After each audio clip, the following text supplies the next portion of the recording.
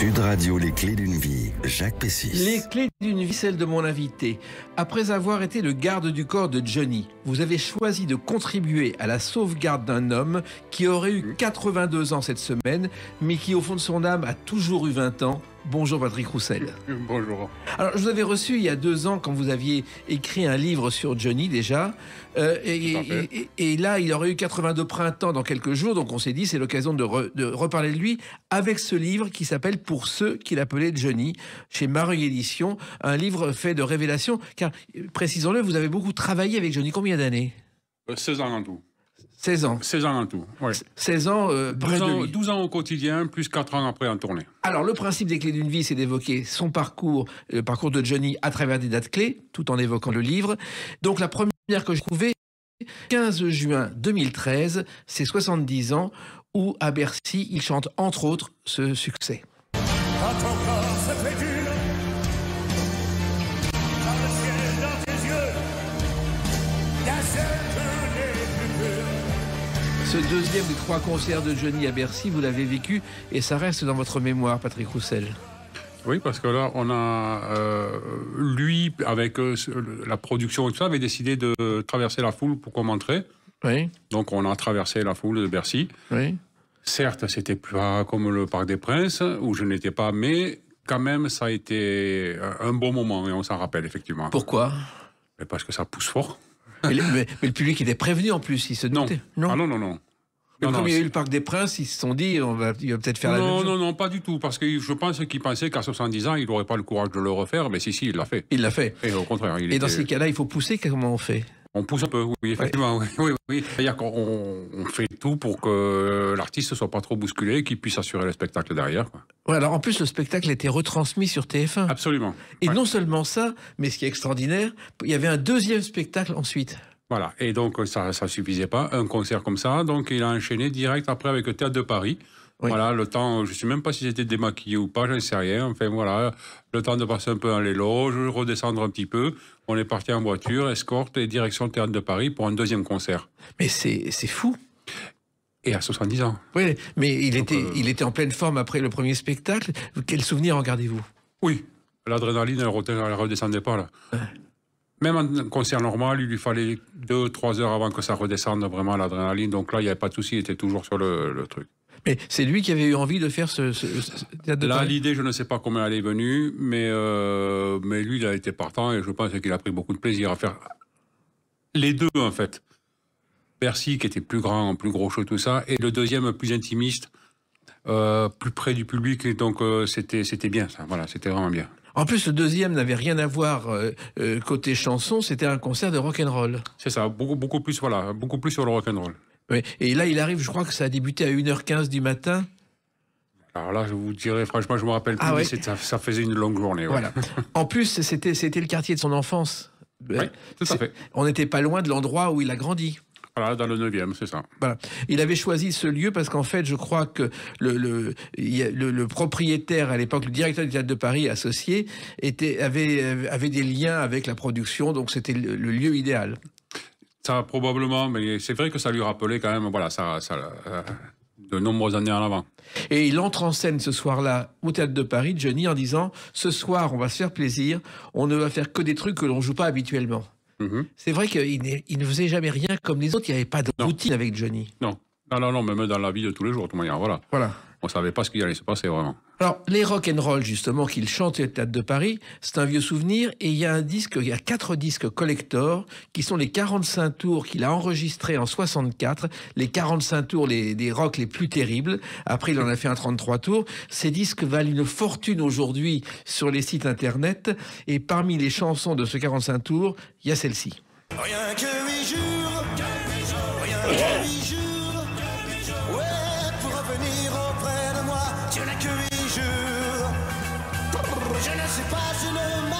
Le Johnny des débuts, c'était quand même complètement fou. Oui, je l'imagine, en fait, quand, à cette époque-là, quand il chantait au Palais des Sports, où il cassait tout, ça devait être quand même...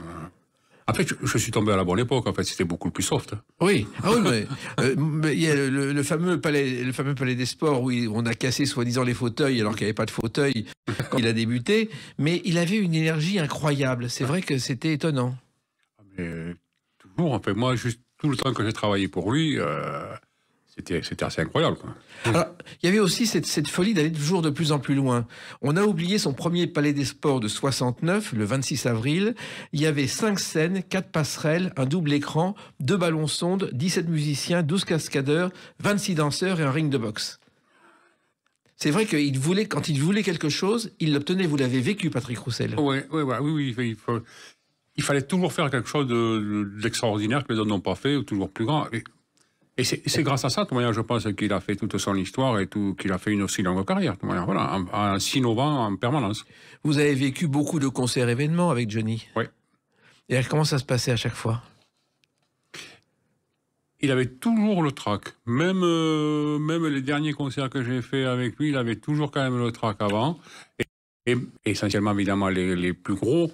Mais même, voilà, tous les concerts, il y avait un track avant, et c'est ce qui le maintenait, c'est ce qu'ils aimaient, en fait, c'est ce qu'ils aimaient. Voilà. On dit toujours qu'un artiste qui n'a pas le track n'est pas un artiste. Hein. Je l'ai entendu aussi, et effectivement, enfin, pour lui, ça se confirmait toujours. Exactement. Alors, il y a eu quand même des moments difficiles.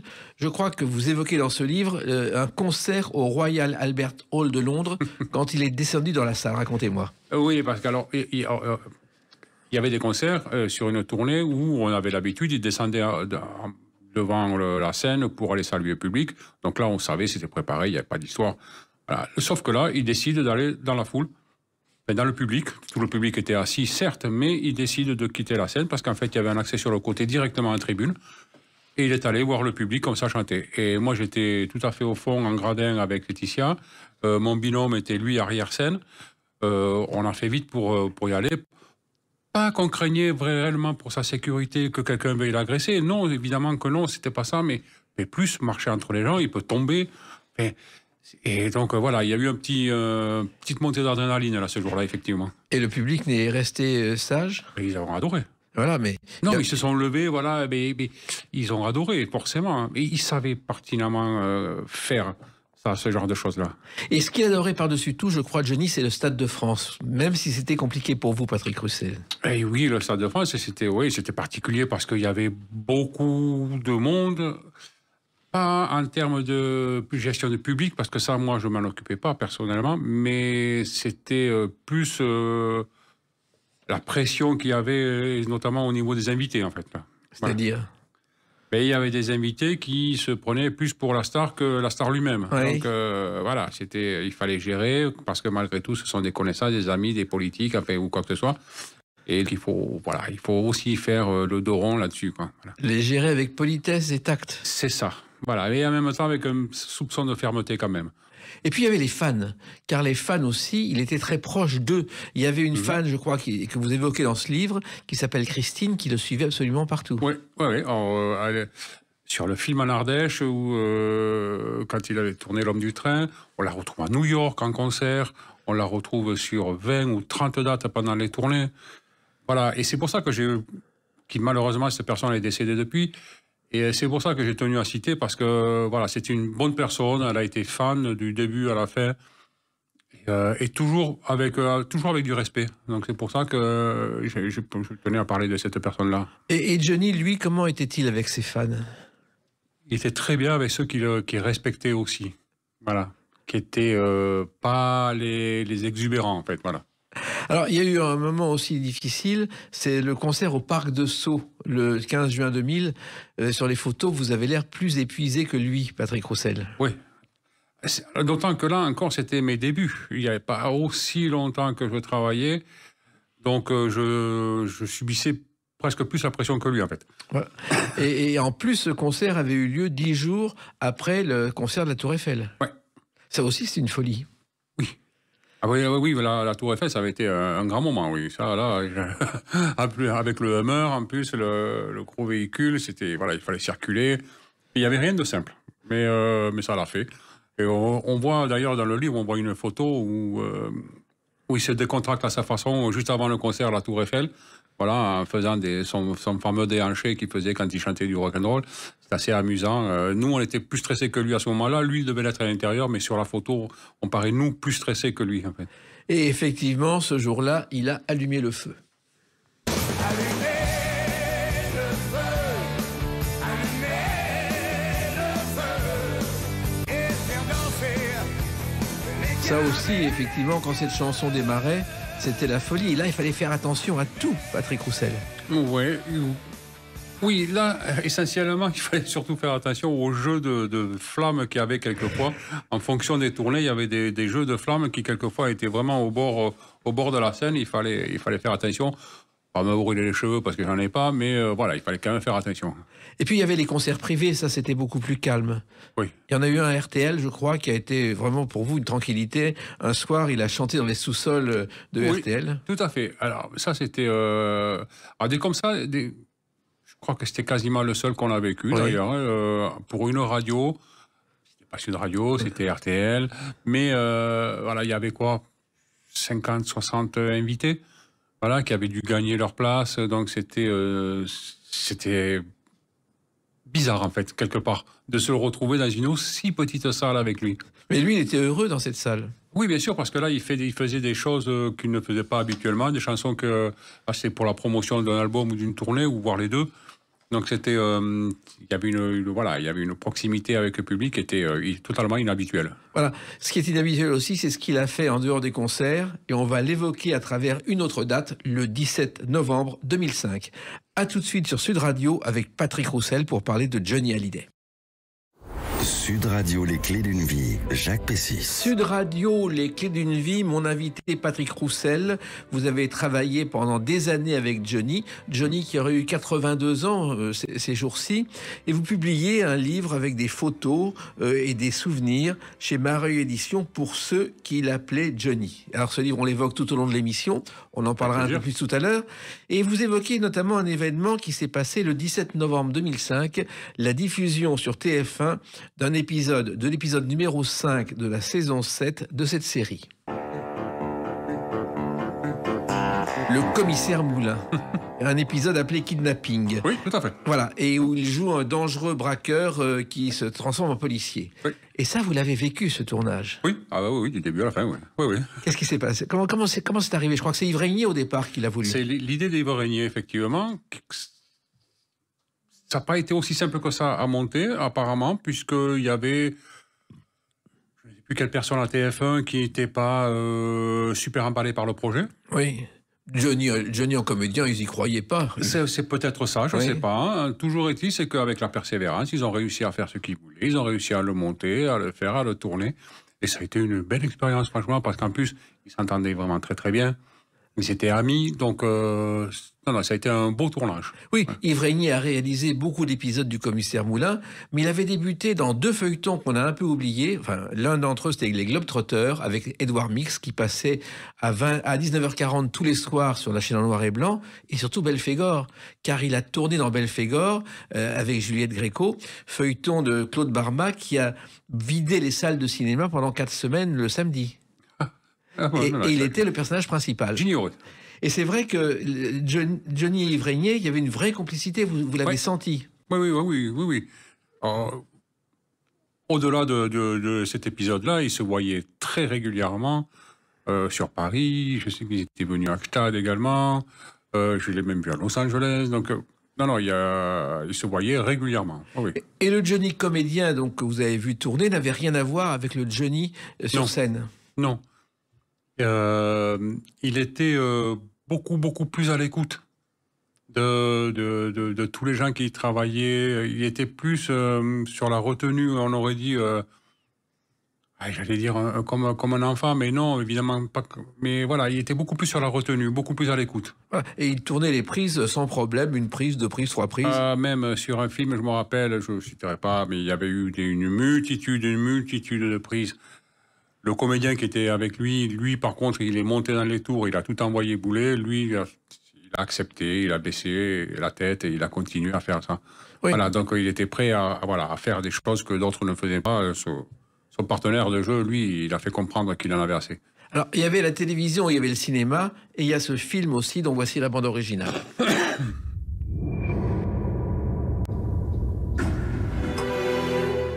L'homme du train. Et L'homme du train de Patrice Lecomte, c'est un film qui a aussi beaucoup compté dans la carrière de Johnny comédien. Je pense qu'il y avait plusieurs choses qui étaient réunies, c'est-à-dire que Patrice Lecomte, qui est un super réalisateur, Jean Rochefort, merveilleux comédien, Il y avait une bonne ambiance, il y avait un bon climat sur le tournage. Et dans l'Ardèche, en plus, on était un peu loin de tout, on était tranquille et ça s'est vraiment super bien passé. Ouais. Oui, parce que dans ces cas-là, Johnny ne faisait pas la fête, il travaillait tôt le matin. Oui. Ah oui, parce que les tournages, il y a même des fois, c'est le soir tard, la nuit, enfin, donc là, il faut avoir quand même être assez rigoureux sur l'hygiène de vie pendant le tournage. Quoi. Oui, et il écoutait Patrice Lecomte, le réalisateur. Beaucoup. Et même Jean Rochefort aussi. Voilà. Oui, en fait, il se trouve que Patrice Lecomte avait rencontré Johnny au moment des Césars 98, quand il y avait eu La fille sur le pont, et il avait dit à Patrice Lecomte, j'aimerais un jour tourner avec toi, car j'ai adoré Les Bronzés. Et c'est pour ça que ce film s'est fait, et que Patrice Lecomte a tourné avec Johnny. Ok. Alors, il y a aussi Godard, car Godard, je ne sais pas si vous en avez parlé, il a tourné avec Godard, c'était le rêve de sa vie. Il m'en a parlé, effectivement. Bon, après, moi, je n'ai pas connu, je n'ai pas côtoyé, mais tout ça. Mais c'est vrai que c'est revenu souvent dans les conversations. Ça. Ouais. Qu'est-ce qu'il disait ? Je ne me rappelle pas exactement, mais ça voilà, il le respectait énormément. Oui, en fait, il a tourné Détective avec Nathalie Baye, donc c'est pour ça que ça s'est fait. Et d'ailleurs, il m'a un jour avoué, j'ai tourné dans Détective, j'ai pas du tout compris le rôle que j'avais, ni le sujet, mais ça s'est très bien passé. Oui, puis c'était là, il était avec Nathalie Baye quand même, donc. Exactement. C'était le couple. Voilà. Et puis il avait le scénario le matin, il tournait sans protester. Alors il avait un point avec Godard, je ne sais pas si vous le savez, Patrick Roussel. Godard était kleptomane. Il volait sans arrêt des choses. Et vous avez vu Johnny kleptomane. Alors oui, sauf que souvent il me demandait de le faire en fait pour lui. Voilà. Qu'est-ce qui se passe ? C'est-à-dire ? Il y a eu à plusieurs reprises, il m'a demandé de voler des objets plus ou moins importants. Voilà, un livre, des affiches cinéma.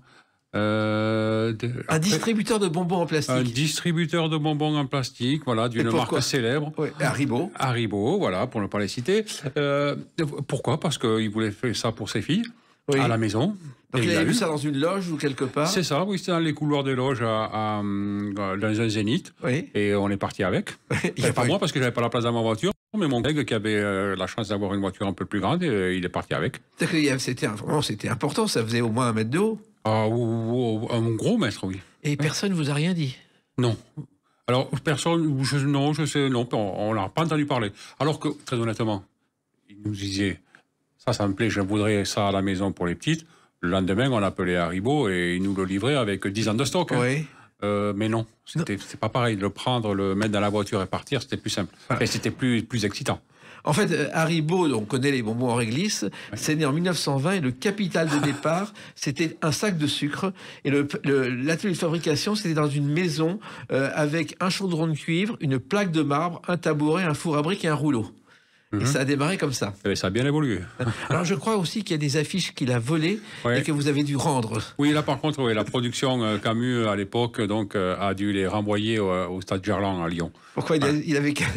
Parce qu'elle devait avoir une certaine valeur probablement, et que le propriétaire des affiches, je ne sais pas si c'était le stade ou je ne sais qui, et il a souhaité les récupérer. Et bon, là, il a fallu que s'exécuter. Ouais, en même temps, tout le monde avait compris que c'est Johnny qui les avait embarqués.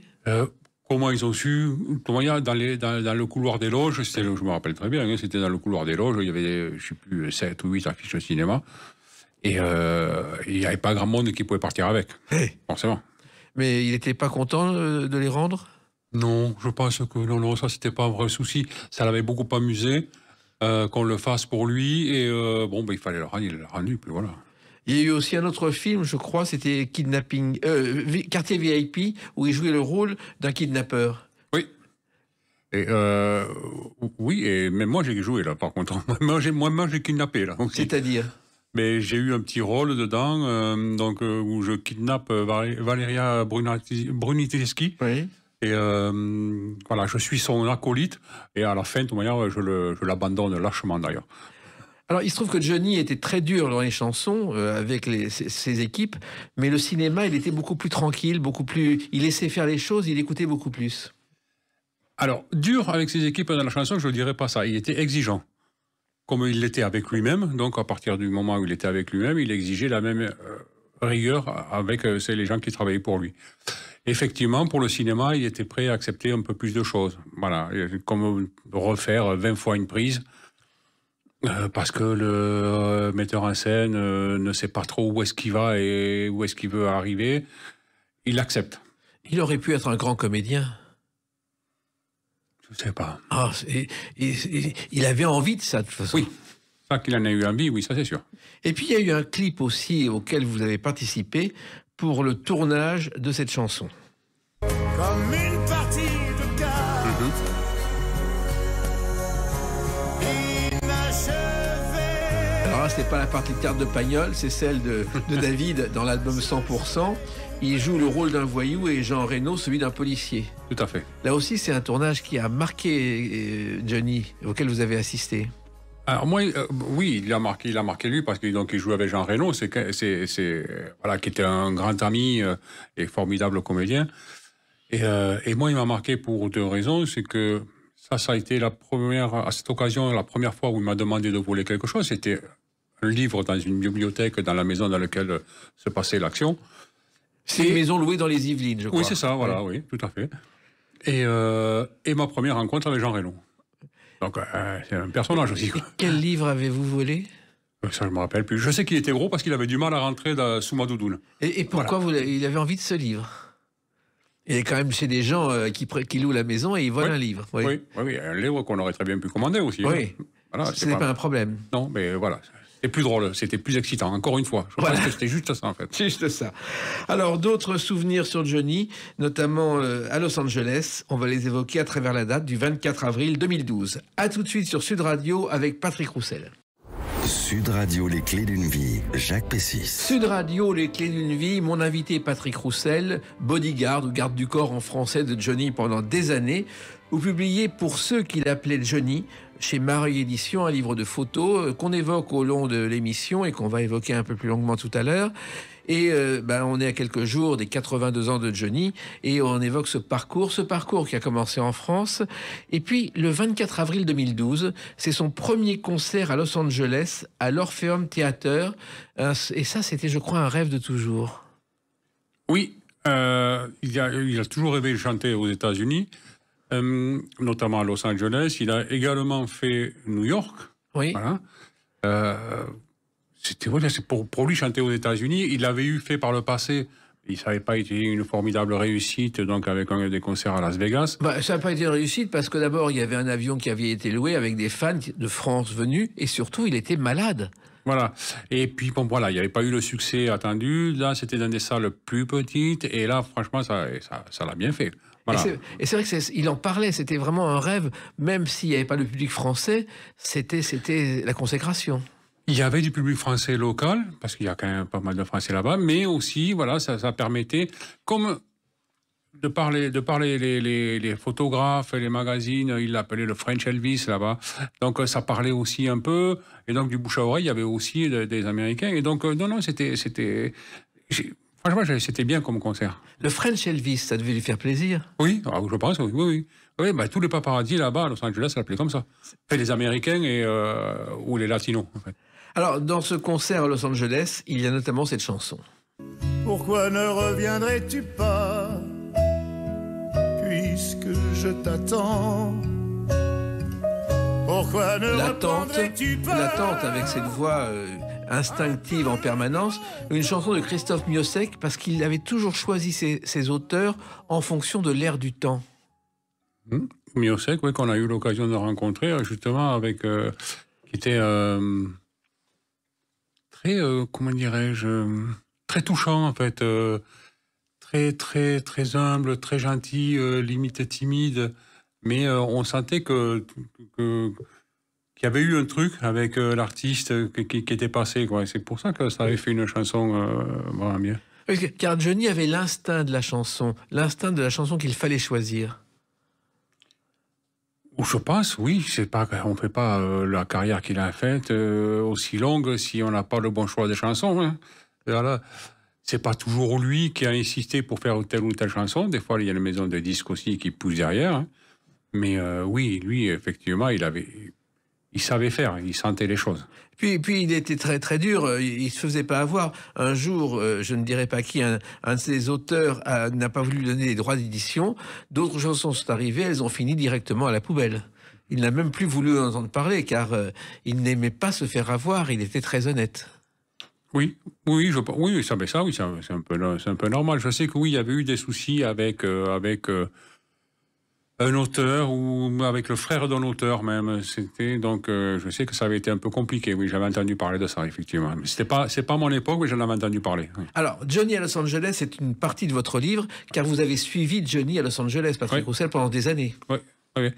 Alors, à l'époque, je ne vivais pas à 100%, parce que même lui ne vivait pas à 100%. Il n'avait pas encore les papiers définitifs. Donc, on faisait des longues saisons, des longues périodes. Et c'était différent, c'était une autre vie. Lui était beaucoup plus calme, relâché, parce qu'en fait, il pouvait très bien aller dans un restaurant, dans un supermarché, faire ses courses. Il n'y avait pas de problème.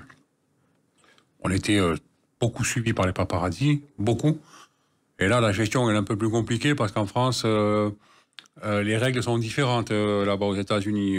Ils peuvent venir vraiment au contact aux États-Unis. On ne peut pas faire grand-chose. Oui. Voilà. Et en France, on pouvait les mettre un peu plus à distance. Enfin, donc, il a fallu gérer ça un peu pour faire. C'était mon boulot. Hein, donc, il a fallu établir certaines règles. Ça n'a pas été toujours facile, mais ça s'est rentré après. Et par contre, après, il y avait des super bons moments. Les balades en moto dans les canyons à Malibu, voilà, ça c'était génial. Comme on le voit en couverture du vélo sur la plage à Venice Beach, ce sont des moments que peu de personnes ont pu faire, partager avec lui. Le vélo, justement, alors qu'on n'imagine pas Johnny faire du vélo, il en faisait, et il avait même une remorque. Ah, ça, c'était Laetitia qui avait la petite remorque avec pour porter les enfants derrière, c'est pour Jade et Joy. Et oui, donc... Elle transportait les petites derrière. Et c'était la petite balade du dimanche matin, ça, c'était cool. En même temps, un jour, je crois que la clé de la remorque a disparu. Oui, vous avez bien lu. Oui, effectivement. Mais quand j'ai rangé les vélos, raccroché les vélos derrière la voiture, j'ai dû laisser la clé sur le porte-vélo, qui se verrouillait, et j'ai déchargé les vélos, et quand j'ai voulu retirer le porte-vélo de la voiture, j'avais plus la clé, je pouvais plus le faire. Et donc je suis allé chez un monsieur serrurier qui m'a fait ça en 10 secondes, il a crocheté la serrure, et j'ai dit, ah ouais, lui, il est bon, lui. Voilà, en 10 secondes, il avait crocheté la serrure, il m'a démonté le porte-vélo, et il m'a même fait des doubles. J'ai dit, ok, donc ça sert à rien de fermer la porte à la maison. Hein. Et Johnny n'en a rien su. S'il n'y avait pas besoin de savoir, voilà. J'ai toujours tout fait pour préserver sa sécurité, certes, parce que c'était ma fonction première, de le conduire dans les meilleures conditions, c'était aussi ma fonction, et après de préserver sa tranquillité, tous les soucis, s'il n'y avait pas besoin de savoir, voilà. Alors, on connaît les road trips de Johnny sur la route 66, mais ce qu'on ne sait pas, et je l'ai appris dans votre livre, Patrick Roussel, c'est que vous étiez derrière avec une voiture. Oui, tout à fait. Voilà, moi je conduisais le pick-up qui transportait tous les bagages. Et voilà, donc j'ai fait aussi ce road trip. Donc c'était super. C'était un rêve, quoi, et qui m'a fait vivre. D'ailleurs, dans le livre, on voit, il y a des photos perso que c'est moi qui ai faites. Jamais j'aurais imaginé un jour que je ferais un livre photo de mon parcours. Sinon, j'en aurais fait davantage de photos. Mais je suis très fier aujourd'hui de l'avoir fait et que mes photos sont dans le livre. Oui, en plus, il posait sans problème pour les photos. Et il y avait un côté star, même pour une photo amicale. Ah ben oui. C'est même lui, il y a des photos, c'est lui qui m'a demandé que je le prenne en photo. Parce que moi, je n'osais pas, c'est pas mon boulot. Et je n'osais pas, en fait. Et puis, je me disais, si je fais une photo qui n'est pas belle ou quoi que ce soit, il va me tomber dessus derrière. Et puis non, en fait, il s'est prêté au jeu jusqu'à ce qu'après arrive un photographe professionnel sur la route. Et voilà, mais il est arrivé à moitié chemin, donc moi j'avais fait mes photos avant. Exactement. Alors il se trouve aussi que les déjeuners étaient tranquilles dans les restaurants de bikers. Oui, oui. Alors, il était tranquille, sauf s'il décidait de fumer. Ah. Voilà, parce que là, effectivement, en France, il avait quelques passe-droits dans certains restaurants. aux États-Unis, personne ne le connaît, et surtout pas à Santa Fe. Et quand il allume une cigarette, on lui fait la remarque. Deuxième, le serveur lui fait la remarque à nouveau. À la troisième, je vois que c'est le manager qui va prendre son téléphone. Et là, je dis, il faut que j'arrête. Oui. Voilà, donc je me lève et je lui dis, patron, il faut arrêter. Et, sauf que quand je le fais, je ne sais pas quelle va être sa réaction, mais il faut y aller, il faut le faire. Parce que j'ai pas envie d'aller en prison voilà, pour sa cigarette. Et donc, j'y vais, et puis il me dit, bon, je dirais pas ce qu'il m'a répondu exactement, mais on s'en va. Ouais, exactement. Voilà, et bien, j'ai dit, ouais, super, on s'en va. Il roulait aussi très vite. Oui, en voiture essentiellement. Oui. En moto, non, en voiture, oui, ça y arrivait de rouler très vite. Oui. Mais en moto, ça allait. Non, en moto, ça allait. Voilà, on était plus sur de la balade en moto. Exactement. Mais il y avait aussi celui que vous appelez Gaston Lagaffe, qui était ivraigné. Car il avait quelques soucis avec ses clés de moto. Oui, je ne sais pas pourquoi il ne les a pas accrochés à la ceinture de son jean, voilà, parce qu'effectivement, oui, deux fois, on est parti, il avait perdu la clé. Voilà. Parce qu'à savoir que donc on peut démarrer la moto sans clé, parce qu'à partir du moment où on a le transpondeur sur soi, sauf que, enfin, vous est à proximité, mais si on démarre, et si le truc il reste par terre, mais quand on va s'arrêter au prochain arrêt, la moto ne redémarrera plus. Et, deux fois, c'est arrivé. Et puis, vous avez fait de la moto avec lui aussi. Oui, j'en ai fait à Los Angeles essentiellement, ouais. Et là, il fallait suivre. Oui, ça allait encore. Mais surtout, non, j'en ai fait à Paris aussi. Là, par contre, oui, c'était un peu plus compliqué parce qu'à cette époque-là, j'avais pas encore mon permis moto, donc j'avais juste une 125 que je pouvais conduire avec le permis voiture. Et lui, par contre, il avait une grosse cylindrée. Et donc, c'était là, effectivement, c'est plus sportif. Non seulement c'est dans Paris, c'est plus compliqué. Et en plus, je n'étais pas équipé pour. Donc là, c'était un peu plus sportif, oui. Vous évoquez aussi dans ce livre, Patrick Roussel, un séjour dans une réserve indienne où il y avait des bières qui étaient dissimulées. Oui, oui, parce que dans les réserves indiennes, la loi fait qu'ils n'ont pas le droit d'avoir de l'alcool. Et donc, on n'a pas, nous, le droit de traverser la réserve indienne avec de l'alcool. Bon, on était juste sur de la bière, effectivement, on n'est pas... Mais donc, du coup, c'était caché au fond de la glacière. Et par-dessus, je mettais des canettes de Canéo qui était le sponsor du voyage. Oui. C'était des boissons énergisantes. Donc, je mettais ça par-dessus. Si toutefois on avait eu un contrôle, ce qui n'est pas arrivé.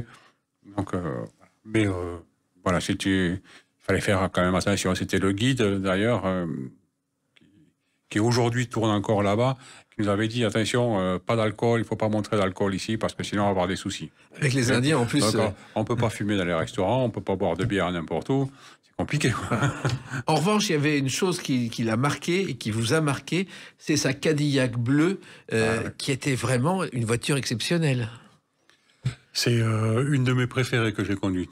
Voilà. Qu'est-ce que c'est ? Il avait acheté cette voiture à Los Angeles et on le remarquait avec cette voiture. Il l'a fait entièrement refaire, il l'a fait faire exactement comme il la voulait. Et c'est, je pense, oui, une des voitures les plus photographiées que j'ai eues. Voilà, enfin, que j'ai eu l'occasion de conduire. Et même à Los Angeles, les gens photographiaient la voiture. Ils ne savaient même pas qui c'est qui était dedans, en fait. Ils photographiaient la voiture. Et pourquoi ? Et parce qu'elle était magnifique. Elle est toujours magnifique, puisque... Le 14 juin, je vais faire une séance de dédicace à côté de cette voiture-là. Oui, parce qu'elle a été reprise, elle a été rachetée dans un showroom. Elle se trouve à Annecy maintenant. Et comme ça, dans une voiture de collection.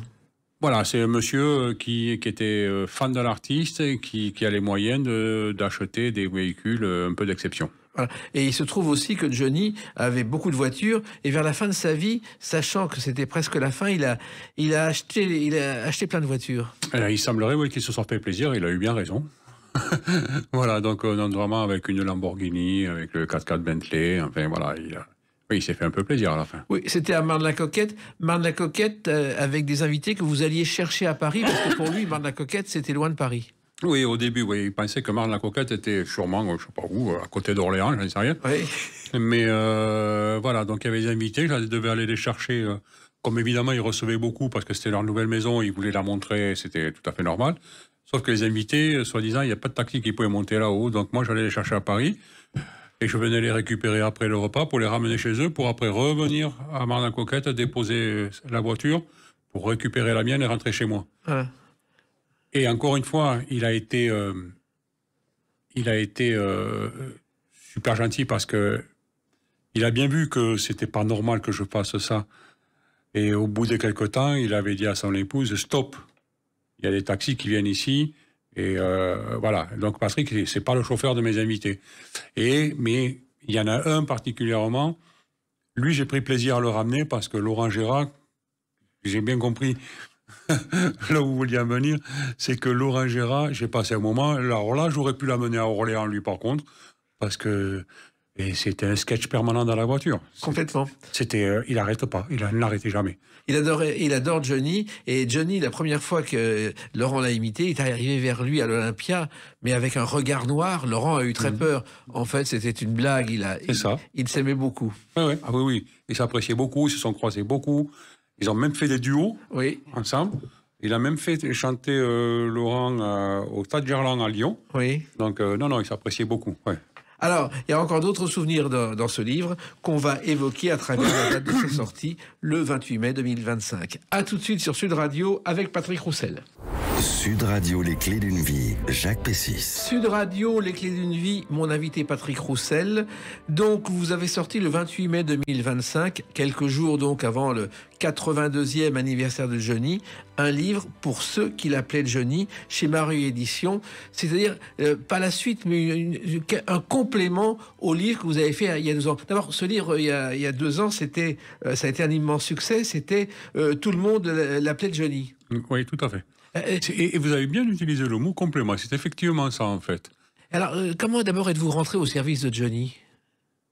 Alors, le hasard le plus complet, ça a commencé l'histoire en Guadeloupe, parce que je vivais là-bas, je travaillais dans la sécurité là-bas, et la personne pour qui je travaillais m'avait désigné chauffeur lors d'un concert là-bas. Et l'histoire, après, je suis rentré en région parisienne, et j'ai été contacté pour aller me présenter. Ils m'ont reconnu, parce que c'était 2 mois après, donc ils m'ont reconnu des Antilles. Et j'ai commencé là. Et puis l'histoire était partie. Et vous avez découvert un autre Johnny que le public ne connaît pas forcément. Oui, mais j'ai connu l'artiste dans sa vie privée, dans son intimité, avec les bons, les mauvais côtés. Mais voilà, j'ai vécu, j'ai tout partagé avec. Voilà, oui, tout à fait. Et ce livre, c'est un complément, et surtout, vous le racontez avec affection. Parce qu'il y a tellement de buzz. J'ai compté, il y a 95 livres sur Johnny. Ouais, bon. Oui, non. Je le fais, alors, avec le plus grand respect que j'avais pour lui, et que j'ai toujours pour lui, voilà. Et que je garderai. Parce que je trouve que c'est quelqu'un de respectable, et qui a été vraiment très agréable avec moi, il a toujours été gentil avec moi, il a fait plein de choses pour moi, et donc je vois pas aujourd'hui, même si je raconte des choses qui qui rentrent un peu dans l'intimité, certes, et pas toujours super positives, mais ça fait rien, j'essaye de le faire avec le plus grand respect, oui, effectivement. Alors, il y a une chose qu'on apprend finalement, c'est que Johnny, qui était un solitaire, en voiture, il parlait tout seul. Et quand il partait dans ses pensées, lesquelles, ça par contre, il n'y a que lui qui le sait, effectivement, il partait et il arrivait même à parler tout seul. Voilà, donc là, je savais que c'était pas la peine que moi je parle, hein, parce que dans tous les cas, il n'allait pas me calculer. Et oui, c'était... en fait, il marmonnait, voilà. Il faisait son histoire dans sa tête et il marmonnait. Voilà, il partait loin, il était loin. et il n'en parlait plus jamais, on ne savait pas ce que ça devenait, ce qui était dans sa tête. Je sais pas. Ça, là, je peux pas dire. Voilà, c'était peut-être lui, ses idées de projets, de nouveaux concerts, de nouveaux films, ou je ne sais quoi, ou de nouvelles maisons. Mais il était bavard quand il voulait. Moi, je me souviens, un jour, je suis chez lui, Villa Molitor, pour une émission de radio. Bon, il parle normalement, et après l'émission, il a commencé à me raconter des histoires de ses rêves de bateau. Ça a duré 1h30.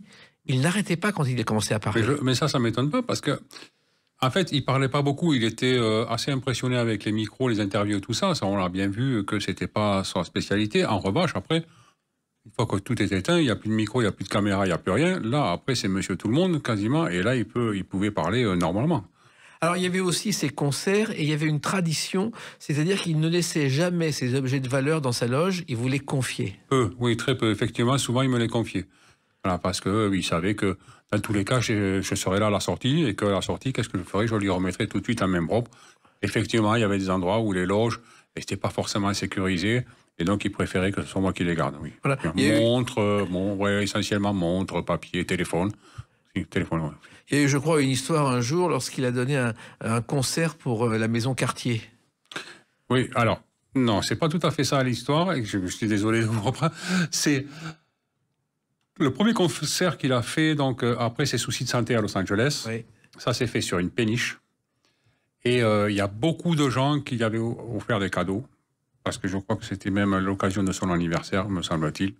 Et notamment, il a reçu une montre Cartier de la maison de Cartier. Sauf que cette montre-là, je ne l'ai jamais vue.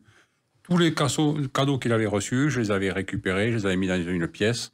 Et quand le bateau s'est arrêté, la péniche, j'ai tout rechargé dans la voiture, et puis voilà. Sauf que la montre, je ne l'ai jamais vue. Elle a disparu. Et donc, il m'a reproché d'avoir perdu sa montre. Je l'ai jamais vue. La montre, je ne pouvais pas la garder. Voilà. C'est pas grave, hein. Ça a duré 2 jours, le truc, et puis il a reçu une autre montre Cartier, et puis c'était terminé. Qu'il n'a jamais porté, en plus. Hein. En plus, oui. Alors, il y avait aussi les coups qu'il fallait garder, c'est-à-dire qu'il y avait le secret professionnel. Notamment, un jour, il s'est blessé avec un gros orteil, et il a fallu que vous gardiez le secret pour que Laetitia ne s'aperçoive de rien. Oui. C'est ça, oui. Oui, il a mis un coup de pied dans le pied de son lit à Gstaad. Et il s'était bien ouvert, le pied. Donc ça avait bien saigné, il y avait du sang un peu partout sur la moquette. Donc on a fait ce que nous avons pu avec la gouvernante là-bas. Et après, la gouvernante, effectivement, elle fait intervenir une entreprise de nettoyage pour tout nettoyer, qu'il n'y ait pas de traces comme ça, Laetitia. Aujourd'hui, elle le sait, elle le saura si elle lit le livre. Oui. Mais enfin, je lui fais confiance et quelqu'un lui rapportera. Mais voilà, oui, effectivement, oui, il fallait garder sous silence certaines choses. Oui, notamment quand il voyait Laura, là, c'était pas simple non plus.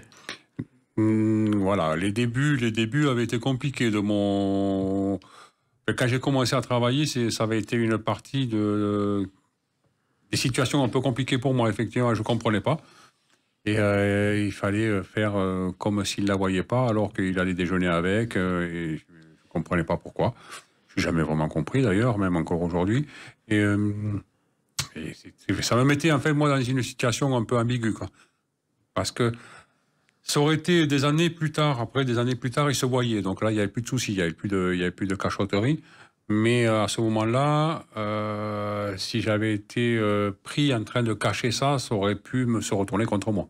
Et vous expliquez dans ce livre, Patrick Roussel, combien Laetitia a changé au contact de Johnny, combien elle est devenue rock'n'roll. Oui, alors elle est devenue rock'n'roll, oui, un peu pas pour tout. Bon, il y a eu une évolution vestimentaire, bon, mais ça c'est un peu normal parce que forcément, elle a rencontré plein de gens, elle est allée dans d'autres boutiques, donc elle a eu les moyens de suivre une mode, donc elle a fait ça. Oui, il y a eu les tatouages aussi, voilà, il y a eu les tatouages. Donc effectivement, elle est devenue rock chic, voilà, avec le temps. Les tatouages, Johnny adorait ça, Oui. et c'était presque une obligation pour son entourage. Et il a incité à le faire, oui, effectivement. Il a incité, notamment, je sais que c'est Mamie Rock, la grand-mère de Laetitia, en avait eu un petit. Mathieu Chédid y était passé à Los Angeles, et voilà. Même s'il était assez réfractaire au début, mais vu l'insistance, après 3 semaines d'enregistrement d'un album à Los Angeles, il a craqué, il l'a fait. Voilà. En même temps, Johnny faisait très attention à ses tatouages. Il réfléchissait avant de faire un tatouage, vous le racontez. Ah oui, oui. On allait là-bas, on allait à Los Angeles, il allait seul dans le salon de tatouage. Il avait une idée, il regardait des modèles, après il discutait avec le tatoueur refaisait tout ça. Ça se faisait rarement le jour même. Après, donc, il revenait, il regardait. Et puis après, il faisait faire effectivement des tatouages. Il en avait quelques-uns sur le corps, oui. Et il y avait un loup aussi. Oui, ça, le loup, il l'avait fait bien avant. Oui, c'est un loup. Le loup, il a été tellement repris. Il y a tellement de fans qui ont voulu refaire le même loup. C'était peut-être un de ses premiers qu'il avait fait, je ne sais pas. Je sais pas, mais celui-là, moi, je l'ai toujours vu avec. Il vous a jamais obligé à faire des tatouages? Non, je l'avais déjà, moi. Voilà, je l'avais déjà et je les ai fait tout seul après. Ouais, donc, voilà. Il n'avait pas besoin de me forcer pour ça. Alors, il y a quelqu'un qui l'a forcé, Amanda Sters, qui a fait un livre avec lui, cette jeune femme qui a écrit très bien. Il lui avait dit, si on vend 500 000 exemplaires de ce livre, tu feras un tatouage. Et elle s'est fait faire un tatouage derrière le cou parce que le livre a été un gros succès. Mais ça ne m'étonne pas. Il y avait aussi, vous le racontez, les séances de shopping à Los Angeles où c'était tranquille, Patrick Roussel. Oui. Ouais, ça, le shopping à Los Angeles, c'était bien parce que c'était tranquille. Des fois un peu long, parce que justement, comme il n'était pas pressé, il n'était pas stressé, donc du coup, c'est un peu long. Mais oui, c'était un gros acheteur quand même. Hein. Il avait la fièvre acheteuse. Oui, et puis il aimait bien ça. Il aimait bien s'acheter des... Alors, il aimait bien chiner, c'était...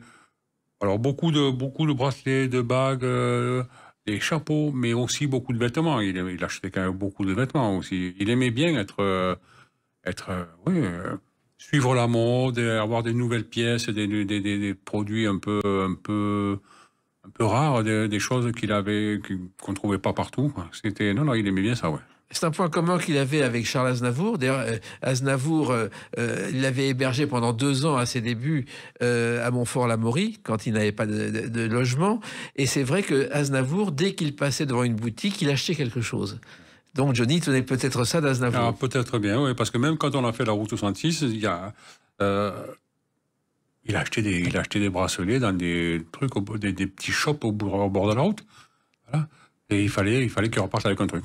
Voilà. Et puis, vous évoquez, il y a des photos, ce fameux rallye, le Paris-Dakar, qu'il a fait. Et là aussi, ça a été quelque chose d'extraordinaire. Oui, ça c'est parce que à l'époque, le rallye Paris-Dakar n'était pas comme il est aujourd'hui, mais donc c'était plus familial, on va dire, même si c'était très dur. Pour moi, c'était un rêve d'enfant et je me suis retrouvé là.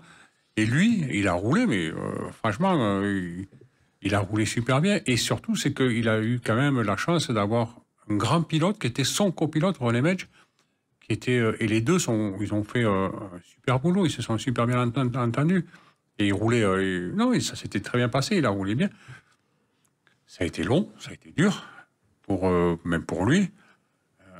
Mais il l'a fait, et franchement, bravo. Et il y a eu aussi, on en a peu parlé, le rallye de Tunisie qui a été beaucoup plus compliqué, Patrick Roussel. Oui, le rallye de Tunisie, ça a été, alors là par contre, oui, là, il s'était blessé sur le rallye de Tunisie, il s'était cassé la clavicule parce qu'il avait fait ils appellent ça une casquette en fait, donc en haut d'une dune, bam, sa voiture, elle a manqué de faire un tonneau. Il s'est blessé à l'épaule, il a été opéré au retour du rallye, mais il a quand même terminé le rallye. Hein. Encore une fois, c'était une preuve que il avait une santé, une consistance hors norme. Se casser la clavicule et terminer le rallye, c'est absolument incroyable. Et il avait été opéré dans une clinique 16e, la porte de Saint-Cloud, me semble-t-il. Ça faisait partie de son quotidien, presque, ce genre de choses. C'est-à-dire que s'il commençait quelque chose, il fallait aller au bout. Voilà. Quand il s'est arrêté en tournée parce qu'il avait mal au dos, c'est qu'il pouvait vraiment plus. Voilà, il était arrivé au bout du bout. Voilà. Parce que sinon, il allait à fond. Et il y avait aussi ces concerts improvisés que vous avez vécus, quelquefois au Club de l'Étoile ou ailleurs, oui. Pour des soirées. Racontez-moi, Patrick Roussel. Oui, alors très souvent, c'est parce qu'en fait, l'ambiance se prêtait à ça. Bon, alors peut-être un petit peu aussi, tout petit peu d'alcool qui fait que ça désinhibe aussi. Et voilà, il y a un piano, il y a quelqu'un qui joue, il y a quelqu'un qui chante, ou il y a un truc. Bon, ben, et un air qui lui plaît bien, et puis hop, c'est parti, il va se mettre à côté, et puis il chante. Et bon, là, d'un seul coup, c'est plus la même ambiance. Hein. D'un seul coup, c'est quand même... tous les gens s'arrêtent, arrêtent leur conversation et regardent. Voilà, ils sont au spectacle. C'est juste... voilà, oui, il y a eu l'Étoile pour ça, il y a eu une fois... Le mariage, des mariages. Et les mariages, alors, mariage de Mimi Mati. Oui. Voilà, pas mal, là. Joli petit showcase, là. Oui. Là, il y avait eu le mariage de Patrick Bruel. Là, on était encore monté en gamme, là, parce que là, il y avait un vrai concert, on était encore monté en gamme. Mais improvisé, tout ça. Alors là, semi-improvisé. Mariage de Patrick Bruel, semi-improvisé. Voilà. Parce qu'il y a l'orchestre, il y a des musiciens, et des musiciens qui connaissent. À un moment donné, ils savent très bien qu'il va craquer, il va monter. Moi, je l'ai vécu à l'Élysée-Matignon, une discothèque parisienne, où il fête les 31 ans de Sardou. Il est à table avec lui. Il est au sous-sol. Et puis, au premier, il y a un orchestre de tango. Donc, il monte avec ses musiciens vers 2h du matin. Les musiciens virent les musiciens de tango. Johnny et Sardou prennent un micro chacun. Et ça a été un concert de rock'n'roll de 3 heures. Voilà, ben, ils avaient bien raison, parce que le tango, bon... Voilà, mais ça, c'était Johnny. Ouais. Et l'image de Johnny aujourd'hui, est-ce que les jeunes générations connaissent Johnny? Je ne sais pas s'ils connaissent, mais j'ai l'impression quand même que ça se transmet beaucoup dans les familles, quand même. Parce que je vois encore que sur les réseaux sociaux, il y a encore quand même des jeunes qui sont toujours présents. Alors des jeunes, quand je dis jeunes, ils ont 25-30 ans, hein, mais ils sont encore là quand même. Ils sont encore, ce sont quand même des jeunes pour être fans de monsieur qui aujourd'hui aurait 82 ans. Voilà, et que vous évoquez avec émotion dans ce livre, pour ceux qui l'appelaient Johnny, que je recommande à celles et ceux qui aiment Johnny et à celles et ceux qui ne le connaissent pas, parce qu'on le découvrira sous un angle différent du rocker. Totalement. Merci Patrick Roussel, c'est chez Mareuil Éditions. Merci, et puis continuez ainsi à évoquer Johnny. Vous serez toujours le bienvenu pour en parler dans Les Clés d'une vie. Merci beaucoup. Les Clés d'une vie, c'est terminé pour aujourd'hui. On se retrouve bientôt. Restez fidèles à l'écoute de Sud Radio.